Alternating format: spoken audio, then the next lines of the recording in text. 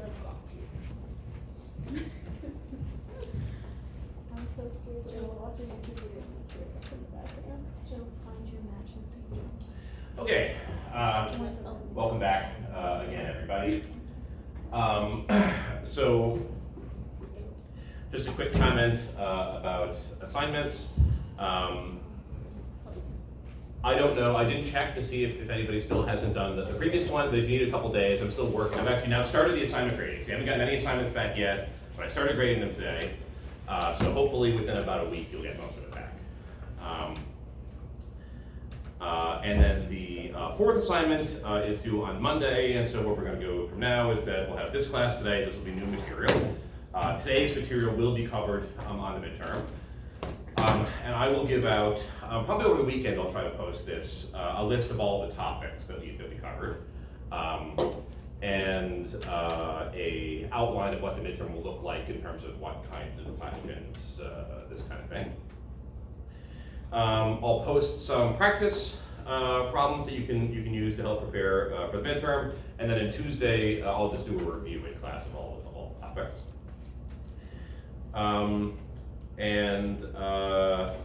But for the assignment that's due on Monday, basically on Tuesday I'm going to post all the solutions. So I'll post the solutions for the assignments 3 and 4. So that will be the cutoff basically at that point. You try to get your assignments in before then. Afterwards it's difficult because the solutions will already be posted. Anything else clerical? Does anyone have any questions about the midterms or bookkeeping or anything like that? Okay. So, so last time we made a bunch of theoretical progress, and what we've been really trying to do is get our full set of fluid dynamics equations so that we can actually solve them to predict what the velocity field should look like. And we ended up having to combine 3 physical principles. Conservation of momentum gave us this Euler momentum equation. Conservation of mass gave us this mass continuity equation. And then the energy equation ended up taking the form of this adiabatic constraint, which basically comes from assuming conservation of energy, and then some assumptions that basically diffusion of heat and conduction of heat, things like that, are very slow, and we can ignore those for sound waves. And so we ended up with this set. This is 5 equations. The first one is 3 equations because it's vector equations, so 3 plus 1 plus 1 equals 5. If you count the variables, we have 3 velocity components plus pressure plus density. So we have 5 equations, 5 unknowns. We have a closed system. If you wanted to talk about the temperature also, you could add that as a 6th variable, and then if you include just the ideal gas law, which I haven't written there, that ties everything together, so it would still be a closed system. And last time we focused our attention on trying to get equations that are of practical use for predicting the properties of a specific phenomenon, which is sound waves in air. And the idea of what we've been developing is that these 3 equations here are in practice quite difficult to solve because they're strongly nonlinear. So all of these material derivatives, these capital D's, that has that u plus as partial by partial t plus u dot grad u terms in it. So these are nonlinear. The right-hand sides are nonlinear. This gamma introduces nonlinearity. So everything is really nonlinear. And when you take courses in how to solve differential equations, those courses by and large focus on methods for solving linear equations, because those are the equations that we can solve. And when I say solve, what I mean here is solve exactly, like write down a function in terms of elementary functions like sines and cosines and things like that actually solves the equation. Of course, you can solve these equations in their full nonlinear form on the computer. And that's like, so on the 4th assignment, you're actually solving a nonlinear equation using Euler's method to calculate this thing called Stokes drift. And so any nonlinear equation, you can always solve it on the computer, but that's requires lots of data processing and things like that, and computer codes, and maybe high performance computing. But what we want to do is try to understand things analytically, to understand simple phenomena like sound waves. And to do that, we can take advantage of this process called linearization. And so the idea of linearization is that you start with a set of nonlinear differential equations like this, and you convert it into a set of linear differential equations. And those can, in general, be solved exactly. And the way that we do this is we imagine that our phenomenon, whatever kind of fluid motion is happening on top of some kind of pre-existing background state. And so, for example, for sound waves in this room, we say that there's some background pressure level, P equals P naught. The P naught is the atmospheric pressure, 1.01 times 10 to the 5 meters squared. There's some background density. The surface density for air is about 1.2 kilograms per meter squared. And to a decent approximation, the background state of the flow in this room is that the air is by and large not moving. So we say that the velocity is 0 here. And then the process of linearization is that we write all of our dynamical variables, so our velocity components, our pressure, and our density. We write those as a sum of the background part plus a perturbation part. And so the background part we denote with a subscript 0 or a naught, as they say in Britain. And the prime denotes the fluctuating part, the part that's the actual sound wave that rides on top of the background pressure. So we write P equals P naught plus P prime, rho equals rho naught plus rho prime, and then U equals U naught plus U prime. But in this case, we're setting U naught to 0, which we often do when we're considering waves that are happening on a background of rest. It was asked last time, are we always going to assume that? Can you also assume that the background is moving? You very easily can do that, and there's interesting physics that comes from that. But just to study sound waves in their simplest form first, we're going to set that background flow to 0. And then the recipe of linearization, which we worked through for all three of these equations last time, is you plug in this expansion of every variable equals background plus perturbation, and then you grind through a little bit of algebra, maybe do a Taylor series, and ultimately what you want is that in the resulting expression, you drop any term that has more than one prime. And the whole idea here is that we're considering these perturbation quantities, these prime quantities, as being small compared to the background, or just small numerically. So if you have a term in your equation that contains 2 primes multiplied, then that's the product of 2 small numbers, which is even smaller than the original small number you started with. And so to a good approximation, we can drop those terms. And just in case you're wondering, there are systematic ways to account for that nonlinearity. You can, first of all, either solve the fully nonlinear equations on the computer, but there's also ways of doing what's called weakly nonlinear theory, where you start with the idea that you drop all those square prime terms, and you can kind of gradually re-include them and see what sort of effects that has on the waves, and that's done as well. But that's usually for a more advanced course. Here we're just going to do what's called a linear wave theory. So last time we followed through this linearization procedure, and we linearized all 3 equations, the momentum equations, mass continuity, and the adiabatic constraint. We arrived at these 3 equations here. And the key thing to note about these 3 equations is that they all have terms with every term has a single prime in it. So U prime, P prime, U prime, rho prime, P prime, rho prime.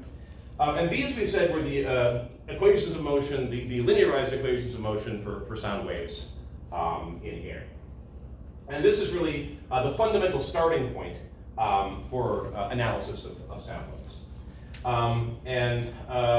We found that in this, when we derived this combination of this set of coupled linear equations, what we found was that there was this parameter, this combination of parameters that just emerged naturally from our calculation, which was gamma, which is the adiabatic constant, just a pure number equals 1.4, times P naught, the background pressure, divided by rho naught, the background density. And that combination just kind of naturally popped out of our derivation.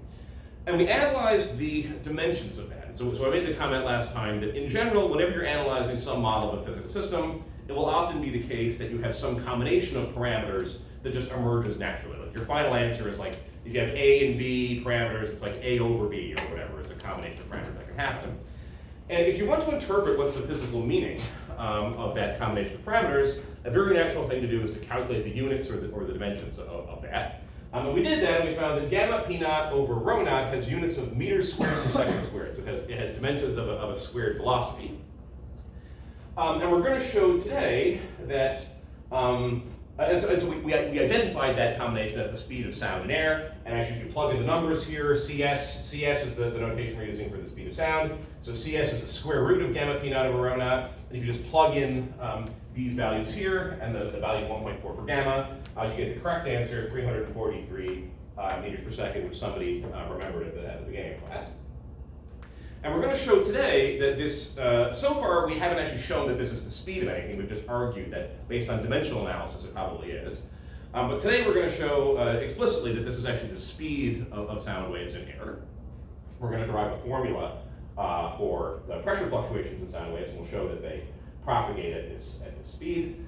And then the last thing we did was we combined, it turns out you can combine these three coupled equations into a single equation that's higher order. So by higher order, I mean number of derivatives. So this equation here is called first order in time because it's a single time derivative. So we have two equations that are first order in time, and they're also first order in space.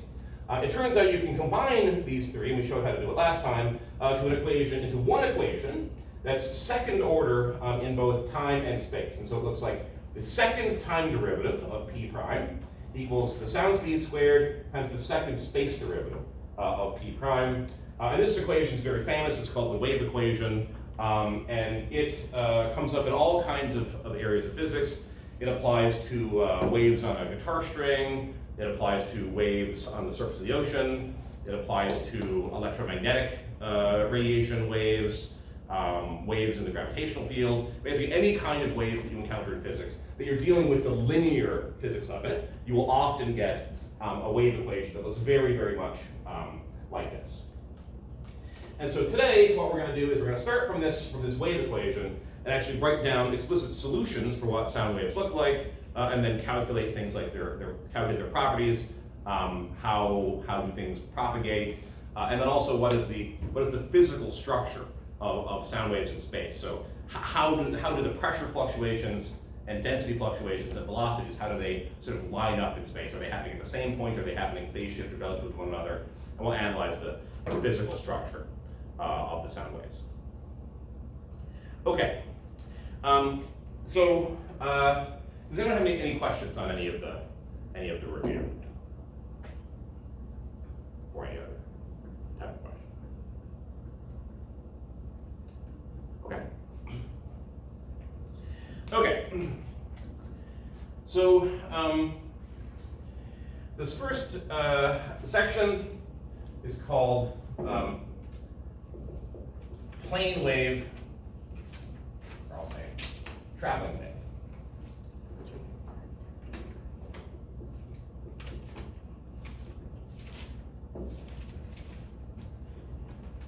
Solutions of the wave equation.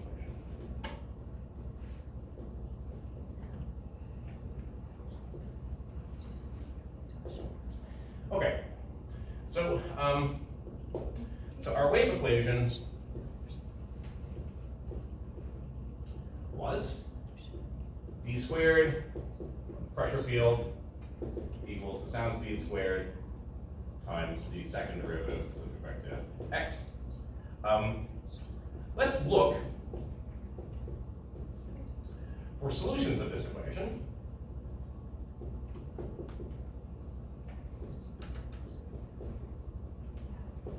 In the form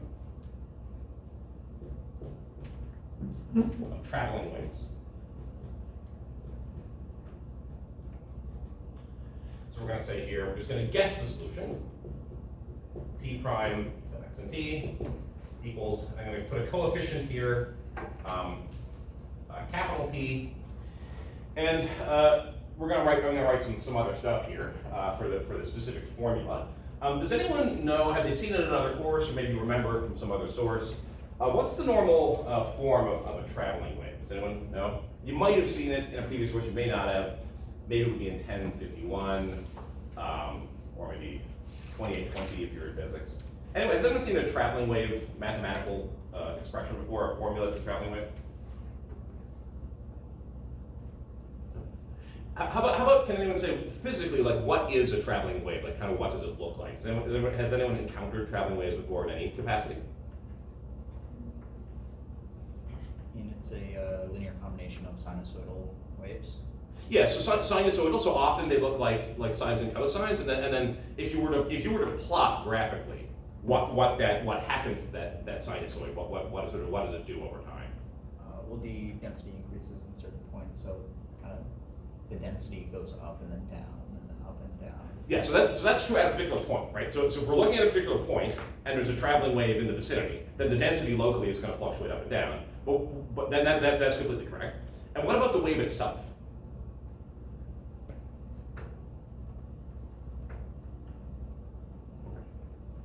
So the waves are called traveling waves because the waves move. Yeah. So if you have a sinusoid, how a traveling wave is going to look, and we'll do it sort of in more detail later. You might have, for example, here's x, and here's p. And at a particular time, you might have a high pressure here, low pressure here, high pressure here, low pressure here. And what happens is this whole wave pattern is going to move, and it can either move to the left or the right, so that a short time later, it's going to look like this. The whole pattern sort of moves in one direction, and it can either move in the positive x direction or the negative x direction. And so whenever you have a sinusoid, but that sinusoid is kind of moving in space, that's what we call a traveling wave. And that's as opposed to a standing wave. You might have also seen standing waves. So a standing wave is often something we think about if you have, say, a guitar string, where the string might have a shape like this, and it oscillates back and forth up and down like this.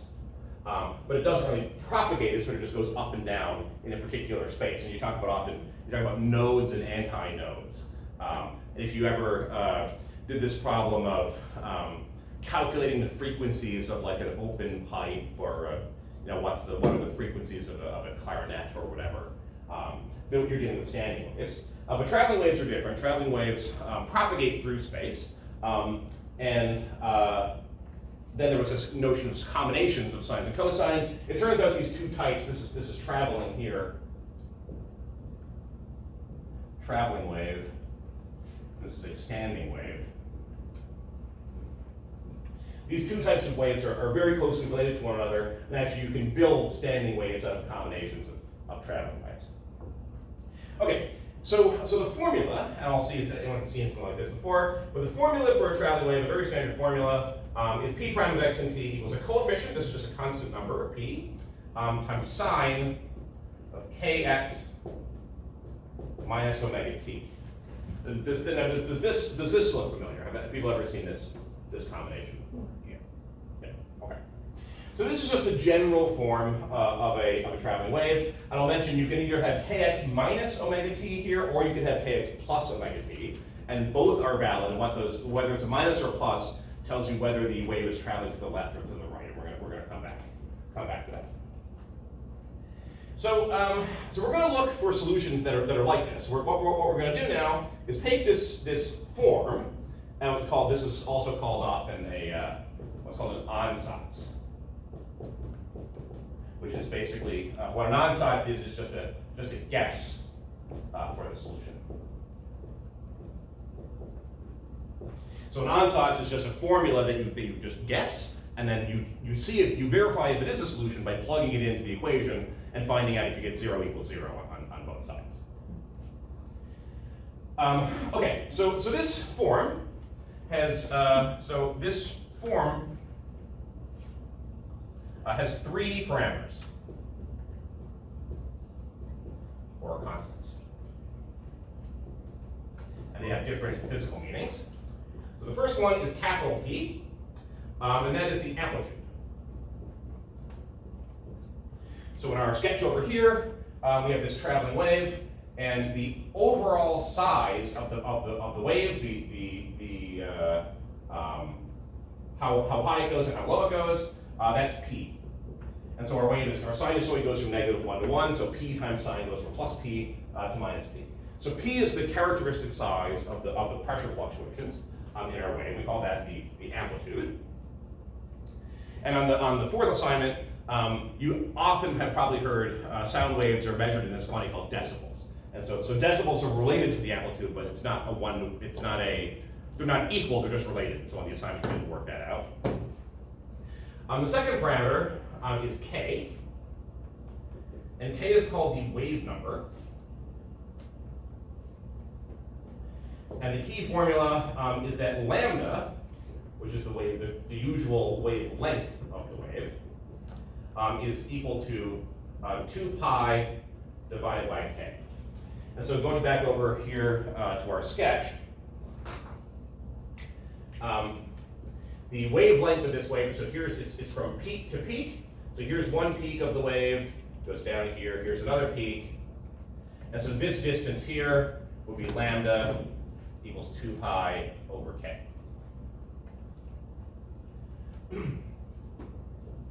And so lambda is the usual wavelength of the wave. That's the distance between two little high pressures or two little low pressures that are occurring in your wave. And so wavelength is like how long the waves are. You can think of wave number as how many peaks you have per space. It's called wave number because it's literally the number of wave peaks that you have.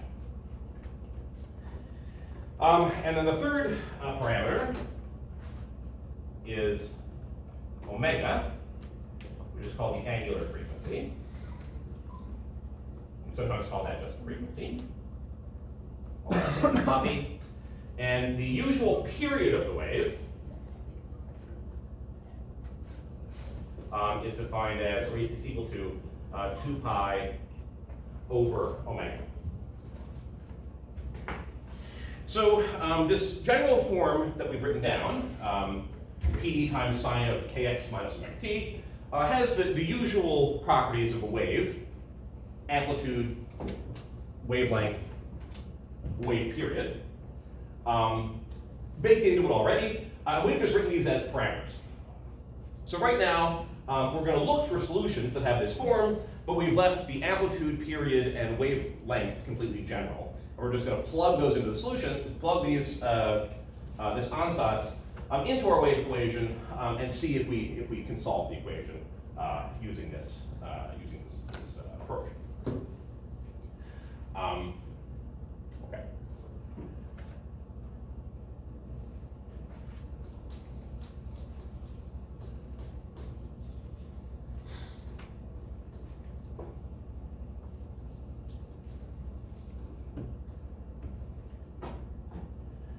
So let's plug our traveling wave ansatz. Ansatz is a German word. There's a lot of words in mathematics that come from German words, like you may have seen the word eigenvalue. That's another one. The eigen thing comes from German. The ansatz is a German word, I think. So plug our traveling wave ansatz into the wave equation.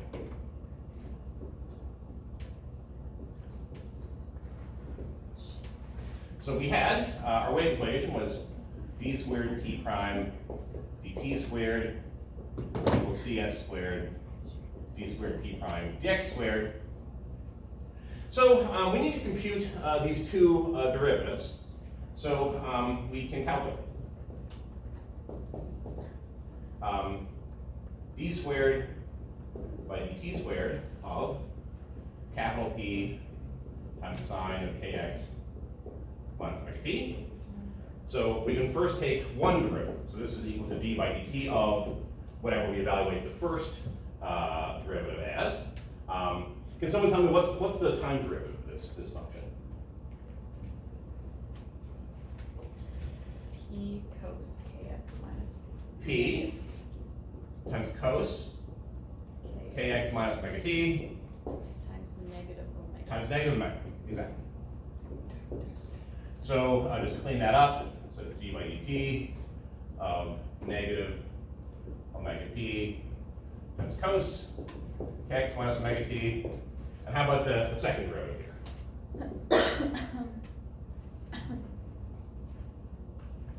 Omega p sine kx minus. So omega p sine kx minus omega t Times negative omega. times Oh no. Yeah. yeah.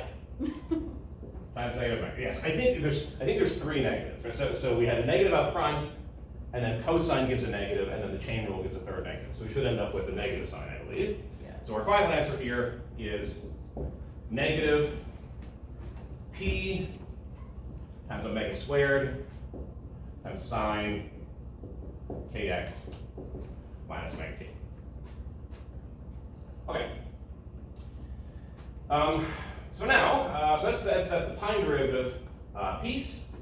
So now let's kind of get the space derivative part. So d by dx squared of p sine kx minus omega t. And I'll just do this one. So this is equal to d by dx. So we take here p times cos kx minus omega t times k. So we have the derivative of kp cos kx minus omega t, which is going to give us now the derivative of cos gives us negative signs. So we have negative kp times sine kx minus omega t times k from our chain rule. So we get negative k squared, or sorry, negative p times k squared times sine kx minus omega t.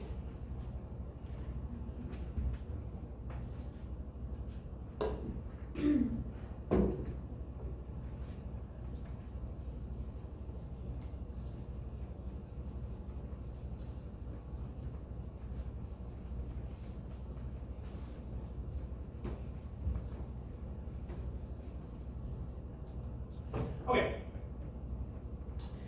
So we've calculated this derivative, we've calculated that derivative, and then there's this proportionality factor that's supposed to be between them. So let's plug in.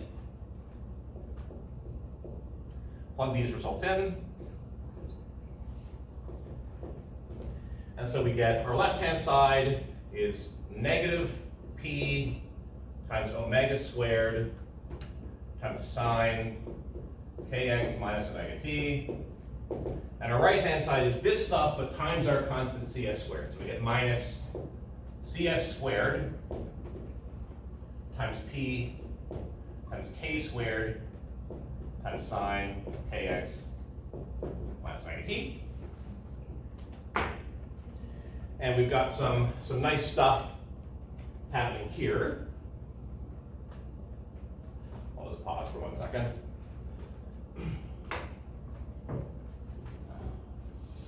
Copy things down.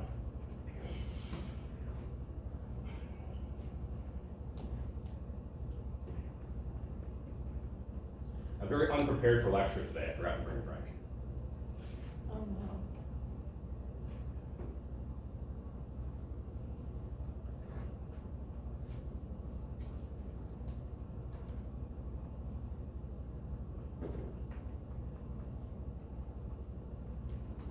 Okay, so there's some stuff we can cancel from both sides here.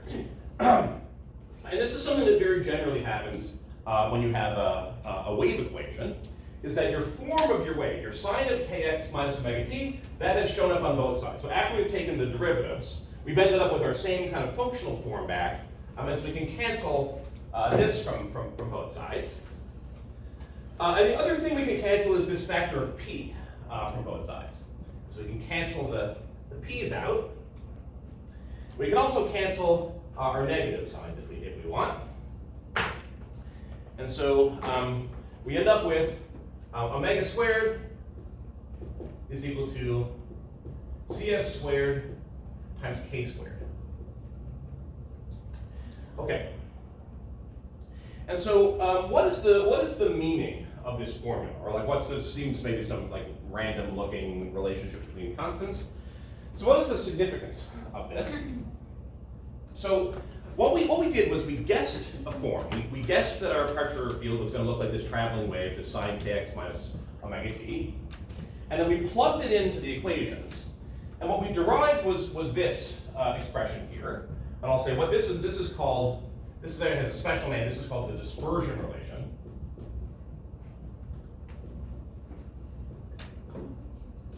For sound waves. And I'll explain exactly what that means. I'll just tell you the name for now.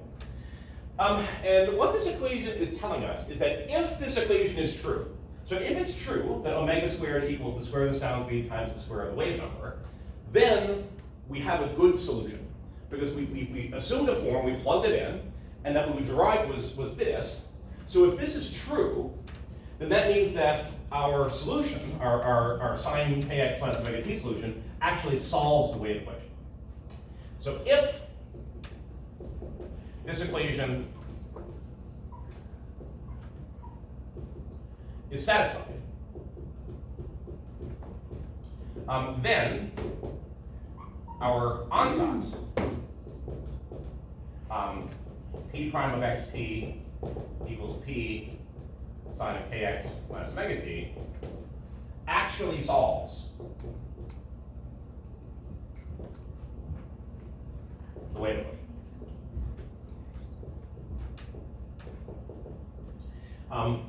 So we can think of the dispersion relation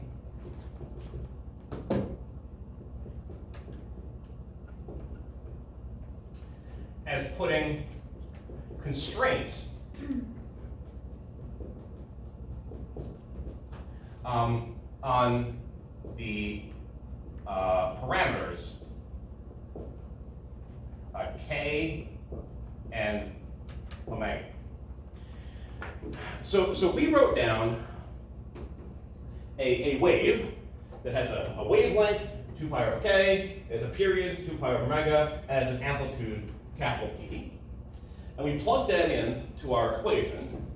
And what we got was it said, okay, your equation's good, that your solution's good, as long as it's true that the square of the frequency equals the sound speed squared times the square of the wave number. If this is not true, so if we just said, okay, let's just choose omega and k arbitrarily. I want a sound wave with a period of 1 hour and a wavelength of 1 centimeter or something, just pick random numbers. Then the sound speed is a specific number. This is 343. So if you pick arbitrary values of omega and k, this equation obviously won't be satisfied. It's only satisfied for k and omega that are rigidly related through this simple formula. And so what this is telling us is that for sound waves, if we know the sound wave has a particular wavelength or it has a particular wave number, then it must have this particular frequency. So you can write this, for example, as, so suppose a sound wave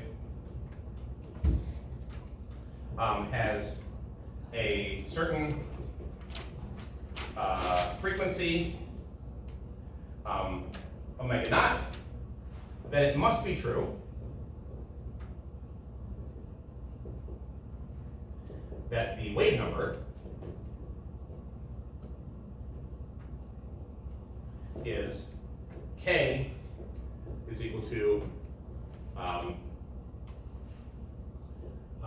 so we have k squared equals omega squared over cs squared, and so k has to equal plus or minus omega naught over cs. So this is what this dispersion relation means. It says that you can't have sound waves with any arbitrary properties, like arbitrary frequency, arbitrary wavelength. The frequency and the wavelength are rigidly tied together in this equation. So if you know one, you can automatically know the other.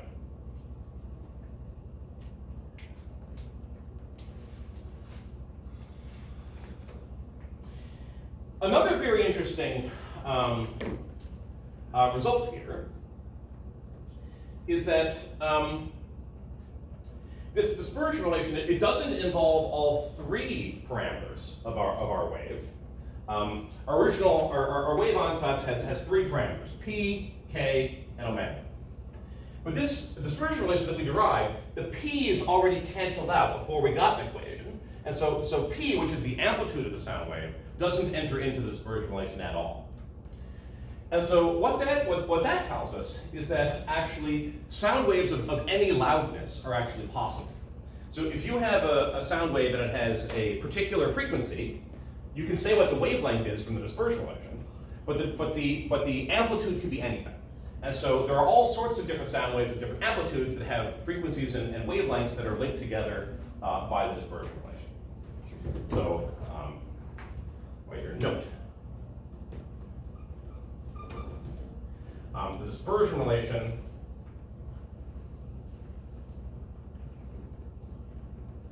constrains k and omega, but does not constrain the amplitude capital P. And this is a generic property of what's called linear wave theory in general, is that you can apply this same kind of analysis, plug in a wave ansatz, plug it into the wave equation, and you will generally get some kind of dispersion relation, which is a linkage, a mathematical linkage between the wave number and the frequency, or the wavelength of the period, however you want to slice it. But linear wave theory, which you get from this whole linearization process, starting with nonlinear equations, linearizing them, and then plugging in an ansatz, it turns out that never constrains the amplitude. And so linear physics doesn't put any kind of constraint on how loud a sound wave can be. It only constrains what the relationship is between the wavelength, the spatial properties of the wave, and the wave period, which are the temporal properties of the wave. Okay. So our linear physics can tell us that omega and k are related, but it doesn't give us any information about p. So what does determine p? So we'll say here, the amplitude is instead determined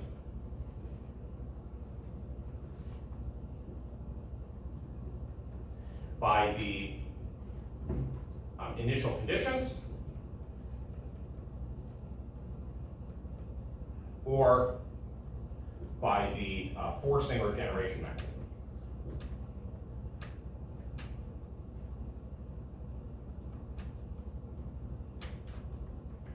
So for example, if you have a speaker, which is basically a fluctuating membrane that pushes the air back and forth, then how big the oscillations are in that speaker, so how high you turn on the power, that's going to determine the amplitude, capital P, but the wavelength and the frequency are going to be constrained by the linear physics of the wave. The actual wave equation tells us that. But to know how loud the sound is, we need to know more. We need to know what mechanism is actually generating the sound. And the same thing is true of any other kind of waves, whether it's surface waves or gravitational waves or anything like that.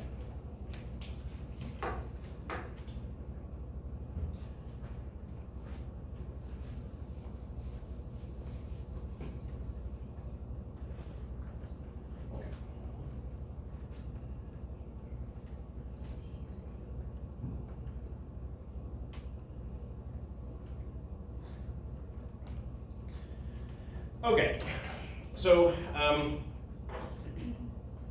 the dispersion relation, it also tells us something about how fast these waves propagate. This next section is called the speed of traveling waves.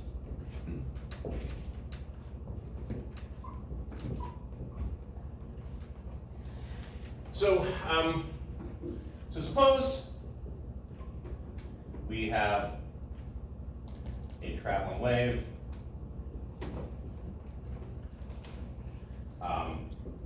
P prime equals P sine kx minus T, and we watch the wave as time evolves. So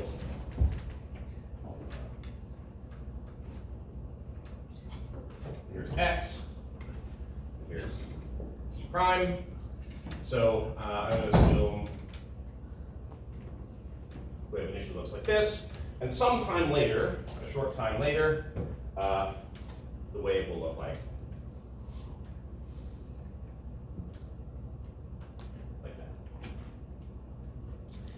And so when we are talking about the speed of a wave, it's like if you imagine you're sitting on, I hope that most people have had the opportunity to do this, like sit on a dock or something and just watch the surface waves propagate. I find that very serene and calming. I love to do that.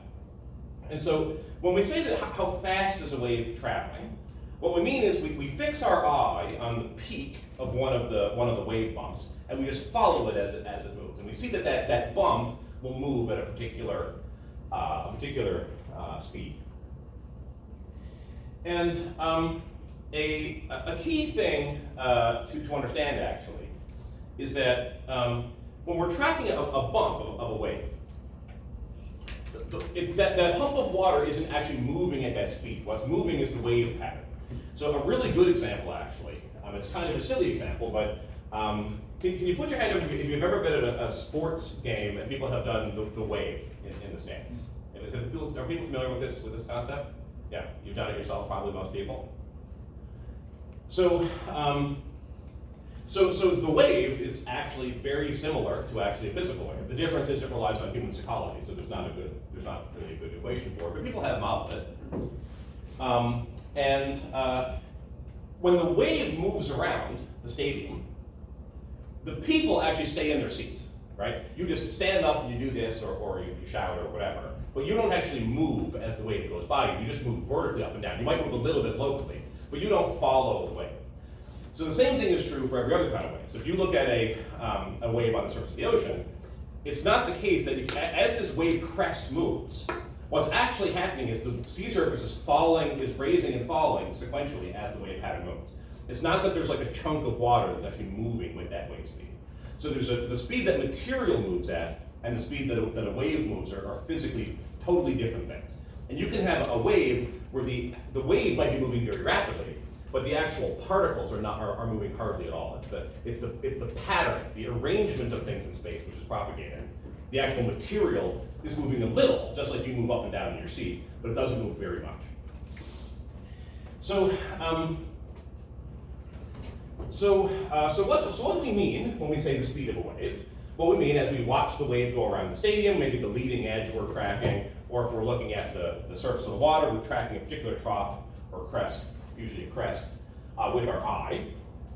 So if we have a wave that's looking like this, just imagine this is the surface of the ocean, or imagine the realistic case we're doing is this is pressure fluctuations of the sound wave. And so at a certain time, maybe t equals 0, the black curve represents the arrangement of pressure in space, so high pressure here, low pressure here, high pressure there. Again, as a reminder, this is the perturbation pressure. So when you see a negative pressure, that just means that the pressure is a little bit lower than the background. The pressure is not actually negative. And a little time later, the red line is giving the pattern.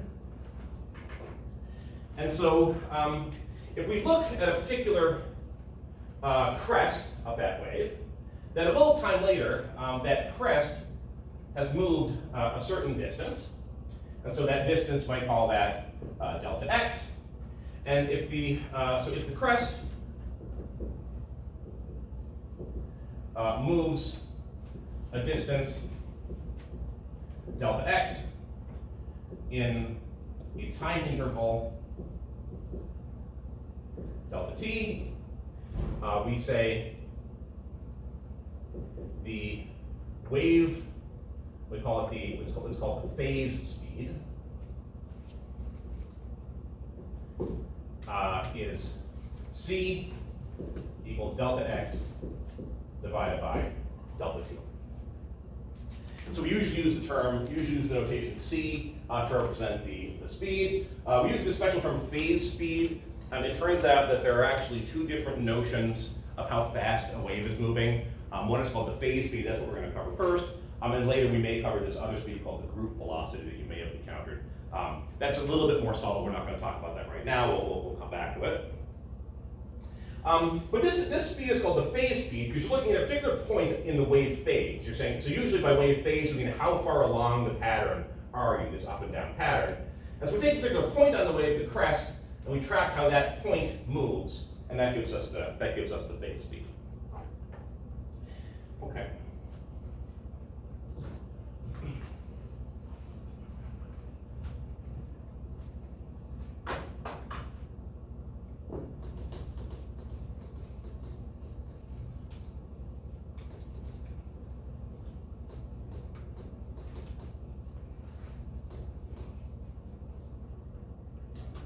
And so what we're going to find, is probably not too shocking, is that when we calculate this c for these waves, it's going to end up being cs. The speed of the wave is going to end up being the speed of sound.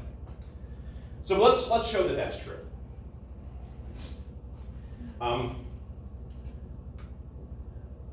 we can calculate the wave phase speed in terms of the wave number k and frequency omega.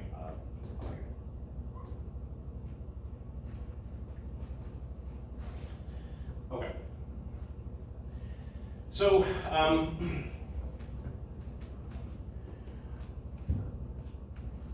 when we're tracking a crest, the crest is really the high point of the wave. So we want to track how does it move the point at which the value is the maximum value. So the peak is the maximum value of the wave. We want to know how does the location of the maximum value of that wave move over time.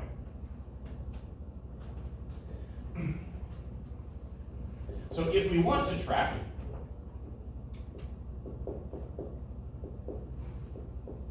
the movement of a particular point in the wave pattern,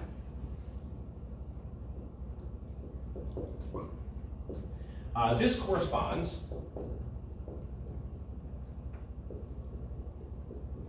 to, I'm going to say, moving with the wave.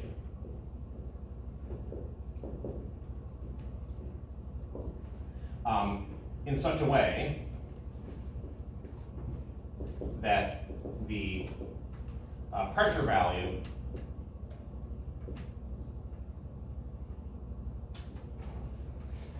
stays constant. So as an example, let's say we have P prime of some particular x naught at t is equal to capital P. So that means implies that. So we're saying at a particular point x naught along our wave that the pressure value is at its maximum value, capital P. So this value would be capital P, this value would be minus capital P, and this value here would be x naught.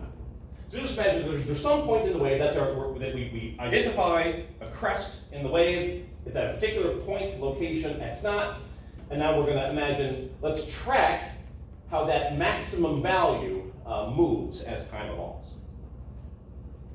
So this means that P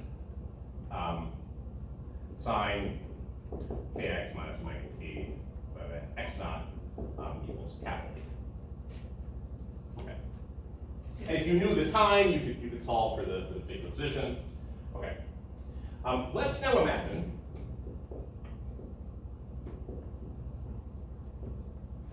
we are an observer moving with the wave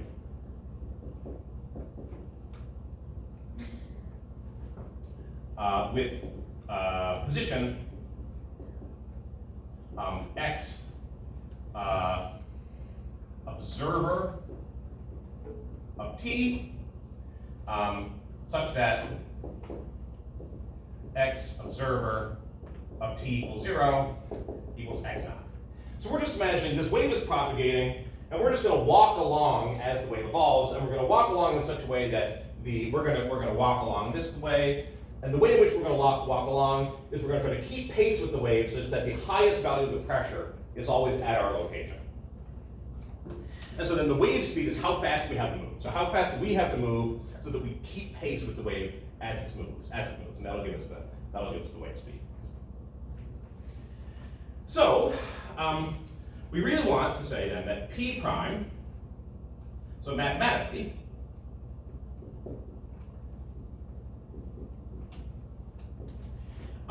this means P prime of x observer of time and time. So we're going to evaluate the wave not along our coordinates x, but we're going to evaluate the wave at the position of the observer, at a particular time, and we want that to equal p equals a constant. So,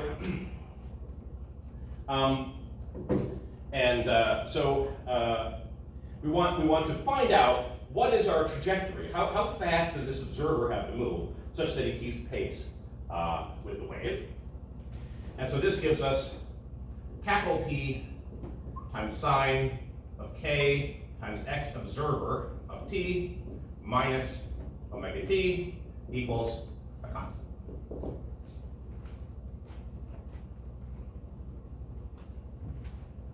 And this observer tracks the phase of the wave, tracks the crests. Or you can track any part. You can track the troughs if you wanted. And every part of the wave moves as a coherent entity. Or the whole wave moves as a coherent entity, I should say. And so all different parts of the wave, they travel at the same speed.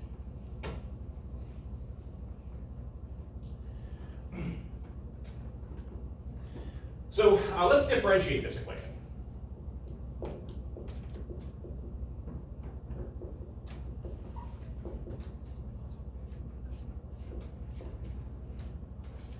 With respect to time. So we're going to take d by dt of the whole equation, p sine of k x observer of t minus omega of t equals constant. Okay, so we can take that derivative. So we get p times cosine of k x observer of t minus omega t. Multiply by, so this is the outside derivative, so now the inside derivative is the derivative of this thing. So we get k times dx observer dt minus just omega equals 0 because the derivative of a constant equals 0. Okay.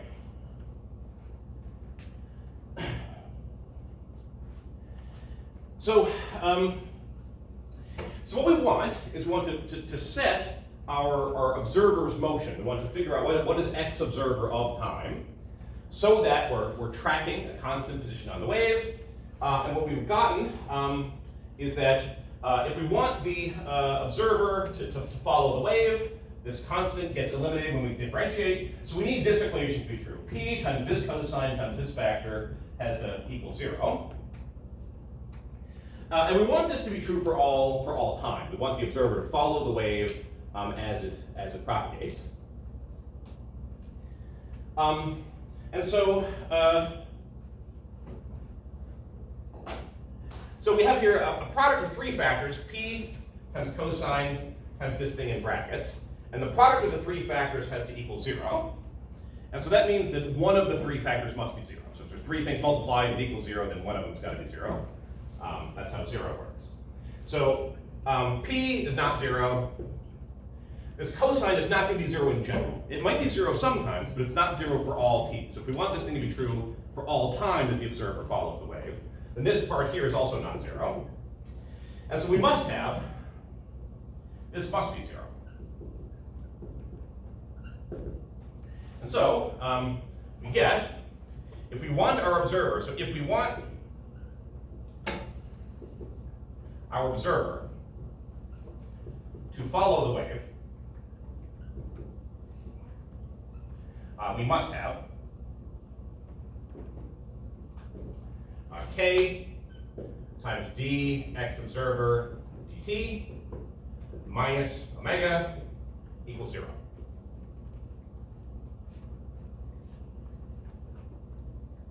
So this is a differential equation for the k observer. We don't actually need to solve the equation. We can just rewrite this as dx observer dt equals omega over k. And so this says that the wave speed is c equals omega over k. And so this is a very general formula. So this formula that we've arrived at really doesn't use any physics of sound waves. All we said was if we have a plane wave like this, or a traveling wave like this, then to keep up with the wave, the rate of change of our position has to be equal to the ratio of the angular frequency divided by the wave number. And so because the observer is keeping pace with the wave, that means the wave is propagating at this speed. This is the speed of the wave. And so we write C equals omega over k. This is often called the definition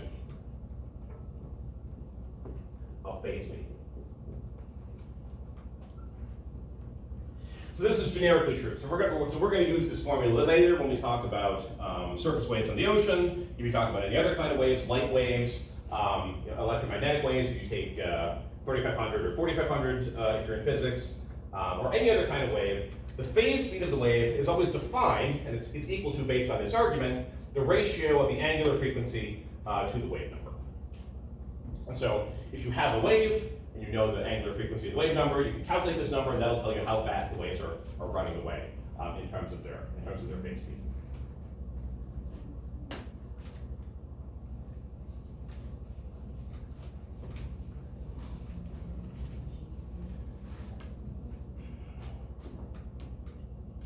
And so now we can recall the dispersion relation.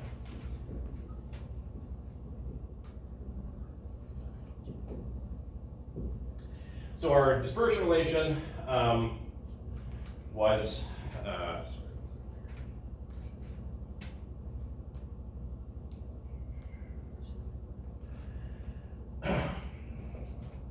omega squared equals CS squared times K squared. So this was the formula that we got from the linear wave physics that tells us that the frequency and the wave number are not arbitrary, they're linked together, they have to be by the physics, and they're related by this parameter, CS squared.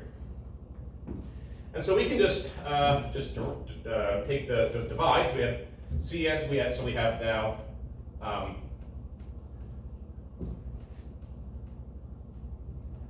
omega squared over K squared equals CS squared, or omega over K is equal to plus or minus CS,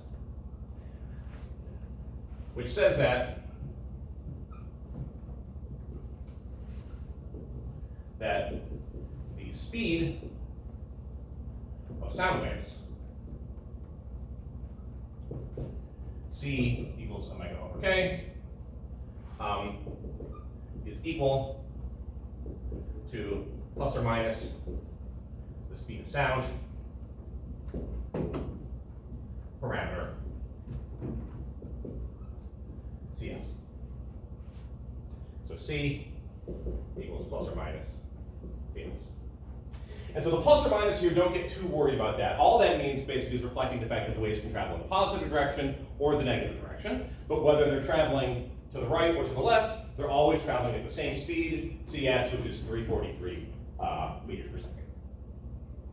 And so just to sort of recapitulate what we did here, we said when a wave is moving, it's not really usually that material is moving, it's that the pattern of the disturbance is moving, just like the wave going around the stadium.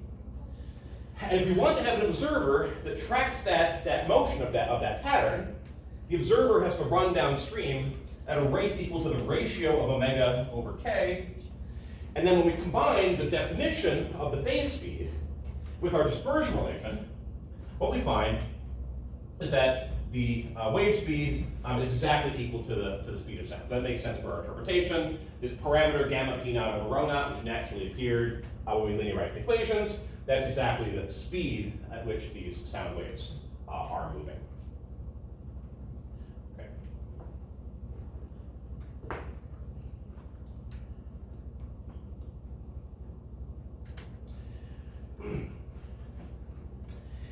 So there's a very important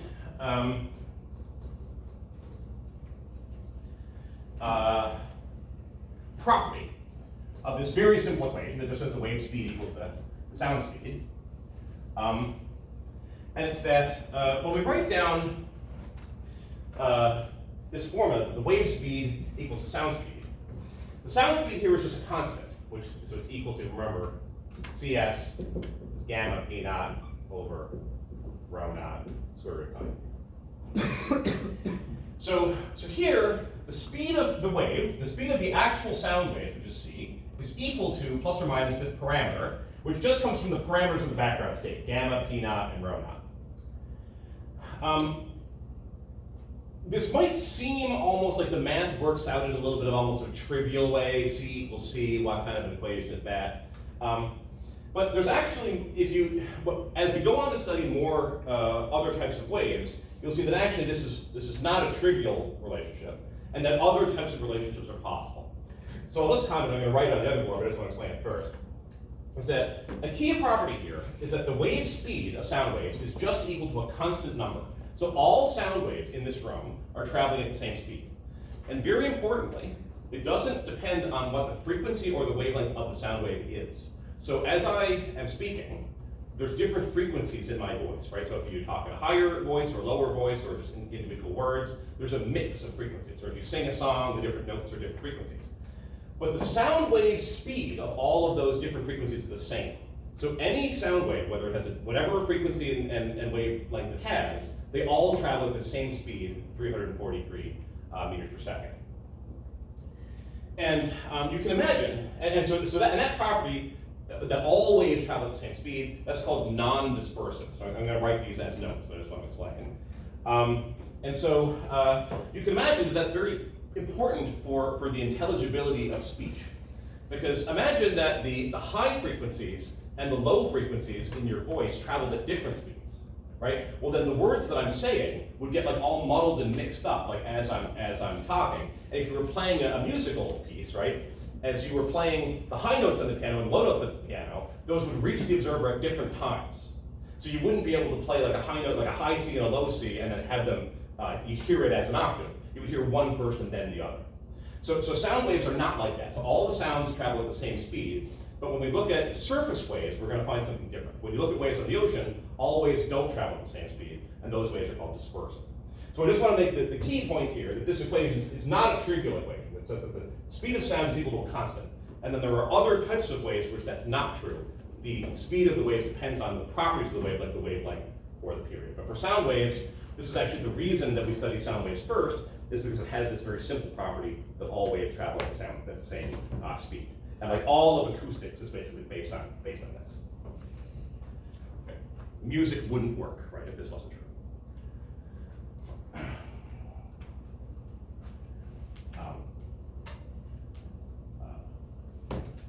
What's that here? Dispersive versus non-dispersive waves. A key property that we have just derived is that for any sound wave in a given background state,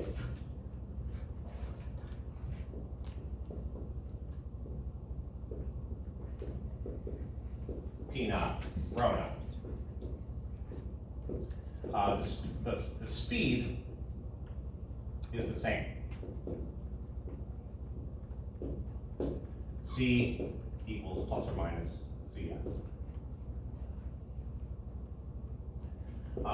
This is called the non-dispersive property.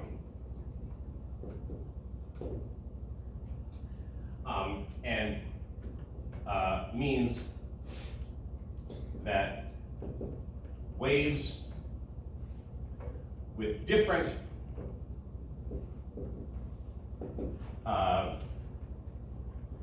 k omega values all travel at the same speed.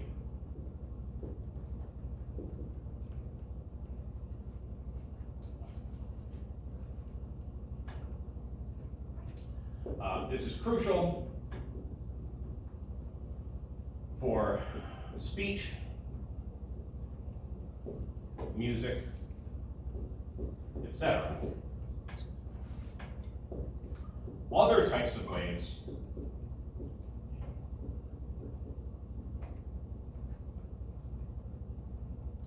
such as ocean surface waves do not have this property.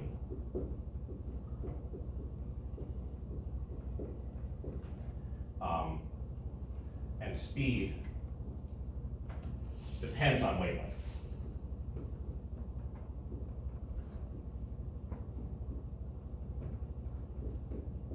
And we'll say such waves are called dispersive.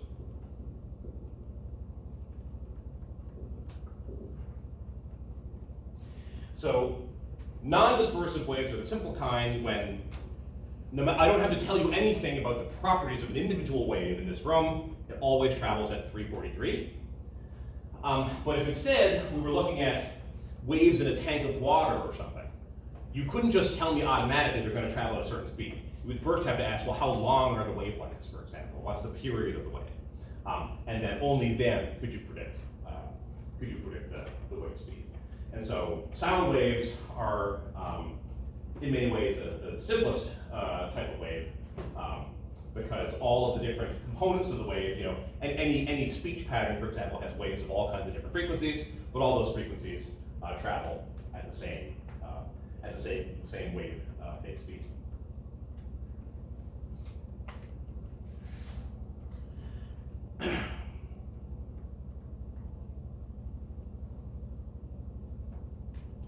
Okay.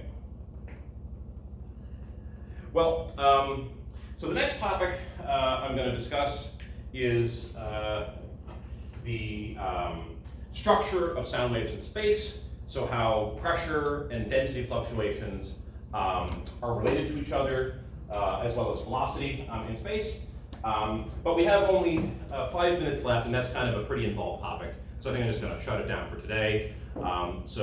This now constitutes everything that's going to be on the second midterm. So there's more to cover with sound waves, but that won't be on the midterm. We'll cover that afterwards.